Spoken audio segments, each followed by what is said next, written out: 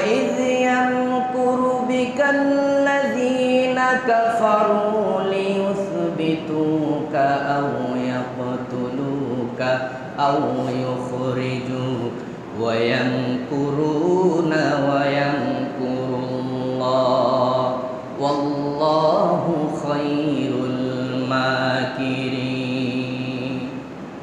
আল্লাহ তাআলা বলেন, শোন মক্কার কাফের মুশরিকরা নবীজি সাল্লাল্লাহু আলাইহি ওয়াসাল্লামকে নিয়ে তিনটা ষড়যন্ত্র করেছে। কয়টা? তিনটা ষড়যন্ত্র করেছে। হয়তো মুহাম্মদ সাল্লাল্লাহু আলাইহি ওয়াসাল্লামকে জেলে বন্দী করবে, অথবা তাকে আও ইয়াকতুলুক, তাকে হত্যা করবে, অথবা আও ইউখরিজুক, তাকে দেশান্তরিত করবে। তিনটা ষড়যন্ত্র মক্কার কাফের মুশরিকরা করেছে।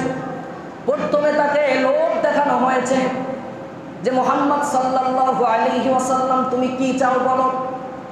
তুমি যদি ক্ষমতা চাও তোমাকে ক্ষমতা দেওয়া হবে, তুমি যদি বাদশাহ হতে চাও তোমাকে বাদশাহী দেওয়া হবে, তুমি যদি ধন সম্পদ চাও তাও তোমাকে দেওয়া হবে, তুমি যদি সুন্দরী নারী চাও তাও মক্কার সবচেয়ে সুন্দরী নারী তোমার সাথে বিবাহ করিয়ে দেওয়া।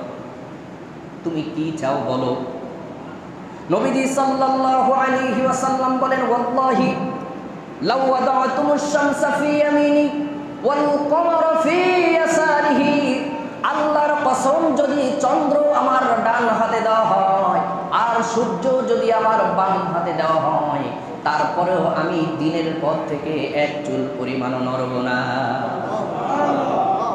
আমাদের সমাজে দেখা যায় কিছু মানুষ, তারাও বড় বড় আলেম, বড় বড় ইসলামিক দল দাবি করেন, তারাও দেখা যায় সামান্য পদ পদবীর জন্য, সামান্য হালুয়া রুটির জন্য, সামান্য ক্ষমতা পাবার জন্য ইসলামের চির দুশ্মন বাতিলদের সাথে আঘাত করে আসে না না। অথচ আল্লাহ রাসূল বলেছেন, যারা হকের পক্ষে থাকবে তাদের জন্য বালা মুসিবত আসে না না।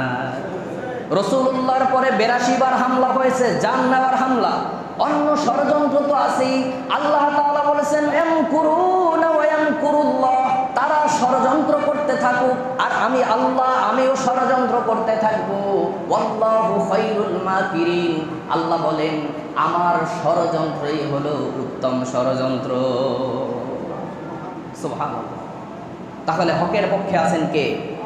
হকের পক্ষে আছেন কে?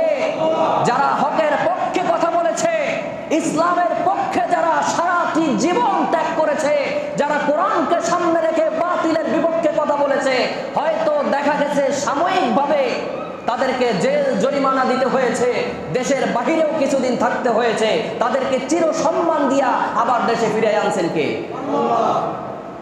জেলে বন্দি রেখে তাদেরকে মৃত্যুবরণ করতে হয়েছে, তারপরও তাদের সম্মান বাড়িয়ে দিয়েছেন কে? সারা পৃথিবীর মানুষ তাদের মৃত্যুতে কাঁদছে। আর তোমরা ক্ষমতার জোরে, অস্ত্রের জোরে তোমরা মানুষকে জিম্মি করেছো, দিনকে দাবিয়ে রাখতে চেয়েছো। তোমাদের মৃত্যুর পরে তোমাদের জানাজার জন্য লোক খুঁজে পাওয়া যায় না, ঠিক কি না? তোমরা কেউ যদি মরো, রাস্তায় কুকুর মরে থাকলে মানুষ আফসোস করে, আহারে কুকুরটা মরে গেল। তোমরা মরে গেলে মানুষ আলহামদুলিল্লাহ বলে, ঠিক কি না? এমন কুকুরের জিন্দেগি লানাতের জিন্দেগির চেয়ে ঈমানের জিন্দেগি ভালো না খারাপ? বলেন ভালো না খারাপ?